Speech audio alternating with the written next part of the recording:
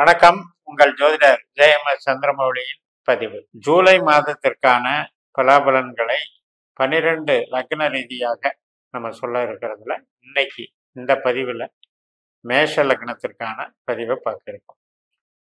ஜூலை 1 முதல் 31 வரை நம்ம லக்னத்திற்கு மாத பலனாக நமக்கு என்னென்ன விஷயத்துல நாம் அக்கறை எடுத்துக்கணும், எது நமக்கு சப்போர்ட் பண்ணும், எந்த கிரகங்கள் நமக்கு நெகட்டிவா இருக்கு, இதையெல்லாம் தெரிஞ்சுக்கலாம்.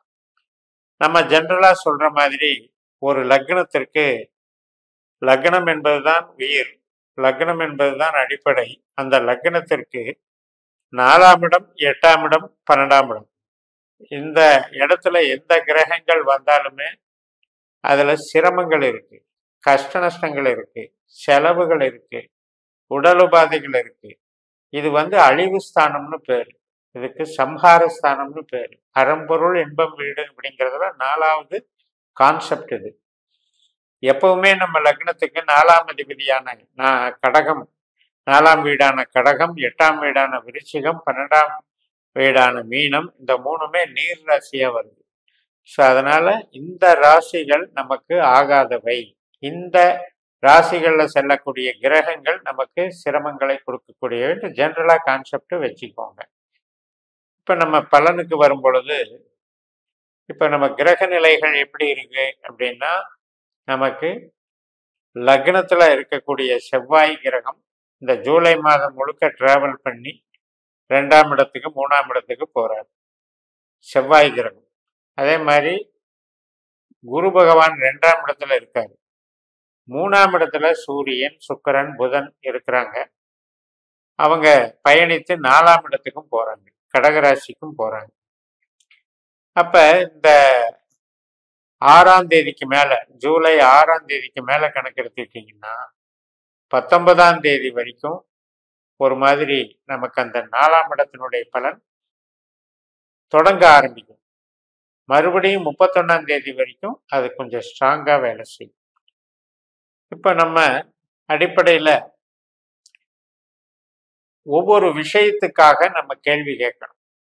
அப்படித்தான் இந்த கிரகங்கள் நின்ற இடத்துலையும் அந்த நட்சத்திர ரீதியாகவும் பாவ தொடர்புகளை வச்சு நமக்கு பலன் கொடுக்கும் ஒழிய எல்லாத்துக்கும் நல்லது எல்லாத்துக்கும் கெட்டதுன்னு ஒன்றும் ஜோதிடத்துல இல்லவே இல்லை. ஒருத்தருக்கு வீடு கட்டுறதுக்கு டைம் நல்லா இருக்கும், வீடு வாங்கறதுக்கு டைம் நல்லா இருக்கும்.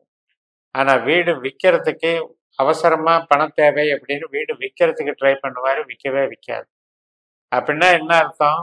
ஒரு பாவ செயலை செய்யும் போது இன்னொரு பாவ செயல் அங்க மறுக்கப்படுது. அதையெல்லாம் புரிஞ்சுதான் நம்ம கேள்விக்கு தகுந்த மாதிரி தான் நம்ம பலாபலன்களை எடுத்து பயன்பெறணும்.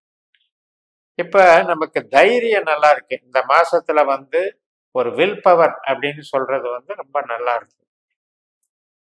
காரணம், அறிவு சார்ந்த ஈடுபாடுகள், நமக்கு உள்ளார்ந்த நுணுக்கங்கள், இவையெல்லாம் நல்லா வேலை செய்யும். கம்யூனிகேஷன் திறன் மேம்படும்.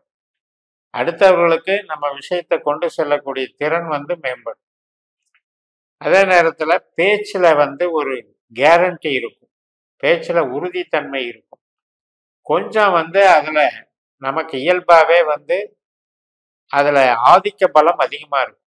இப்ப ஒரு அதிகார துணியா பேசுறோம் இல்லையா, சவுண்டா பேசுறது, இதனுடைய தன்மைகள் அங்க கூடும். அது குடும்பத்திலேயா இருந்தாலும் சரி, வேலை பார்க்குற இடத்துலயும் சரி, அந்த தன்மைகள் கூடும். ஆனால் கம்யூனிகேஷன், நம்ம பணம் சம்பாதிக்கிறது, வேலையில நம்மளுடைய ஆற்றலை வெளிப்படுத்துறது, இதுக்கெல்லாம் குறைவு இருக்காது. நம்மளுடைய செயல்பாடுகள் வில் பவர் இன்க்ரீஸ் ஆகும்.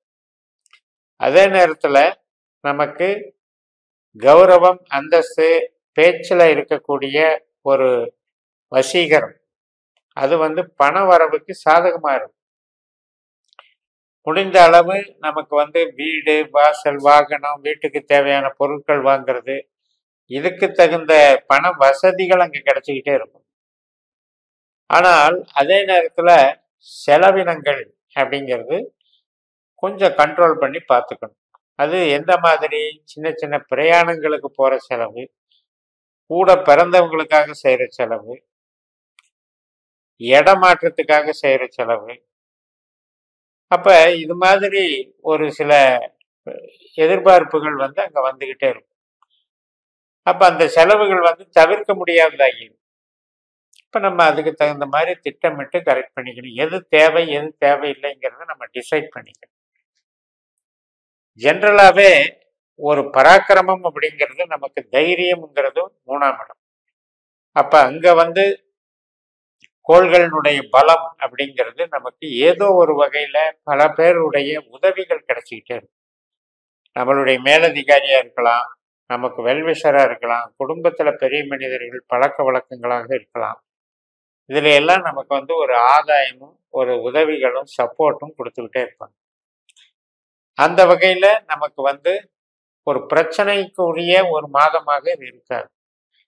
அதை வந்து நன்மைகளாக இது பண்ணும். அதே மாதிரி குடும்ப நலம், குழந்தைகள் வழியில சந்தோஷம், மகிழ்ச்சி, கணவன் மனைவி உறவுல மேம்பாடுகள், இதுக்கெல்லாம் நல்லா இருக்கும். ஒரு பூர்வீக சார்ந்த விஷயம், தந்தை வர்க்கம், பேரண்ட்ஸ் கிட்ட போறது வர்றது, பூர்வீக ஸ்தலத்துக்கு போயிட்டு வர்றது, கோயில் காரியங்கள்ல ஈடுபடுறது, நமக்கு ஒரு கௌரவத்தை கொடுக்குற அளவுக்கு அங்க இருக்கும். அதுல வந்து நமக்கு வளர்ச்சிகள் வந்து நல்லா இருக்கும்.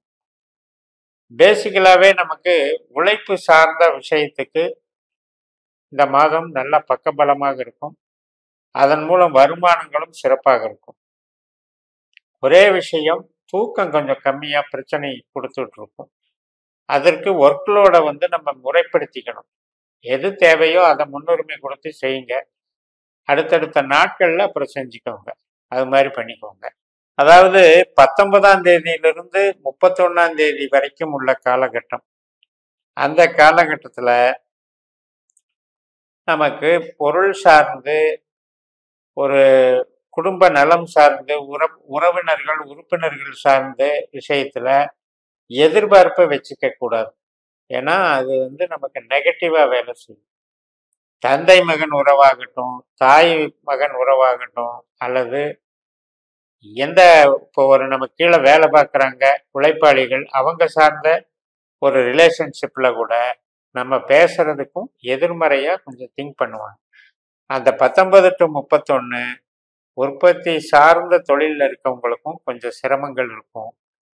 உறவுகள் சார்ந்த சில சஞ்சலங்களும் அங்க இருக்குங்கிறத மைண்ட்ல வச்சுக்கோங்க. தொழிலுக்கும் பாதிப்பு பண்ற அளவுக்கு இதுல ஒன்றும் இல்லை. ஆனால் ஜென்ரலா நமக்கு ஒரு இறுக்கம் இருக்கும் மனசுல, அவ்வளவுதான். மற்றபடி வீண் செலவுகள் அப்படிங்கிறத தவிர்க்கிறதுக்கு நம்ம வந்து இப்ப ஒரு பிரச்சனை, ஒரு கருவி உடஞ்சு போச்சு, அந்த கருவியை மாத்துறது, ரீப்ளேஸ்மெண்ட், இதெல்லாம் அத்தியாவசியம். அந்த வழியில வர செலவுகளுக்கு முன்னுரிமை கொடுங்க.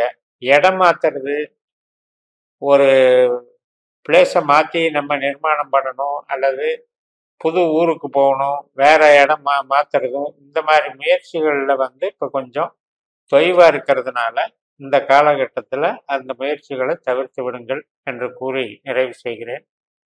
இந்த சேனலை சப்ஸ்கிரைப் பண்ணி ஷேர் பண்ணுங்க. உங்கள் தனிப்பட்ட ஜாதக பலாபலன்களை என்னுடைய வாட்ஸ்அப் நம்பரில் தொடர்பு கொண்டு பலன் பெறுங்கள். உங்களிடமிருந்து விடைபெறுகிறேன். உங்கள் JMS. நன்றி, வணக்கம்.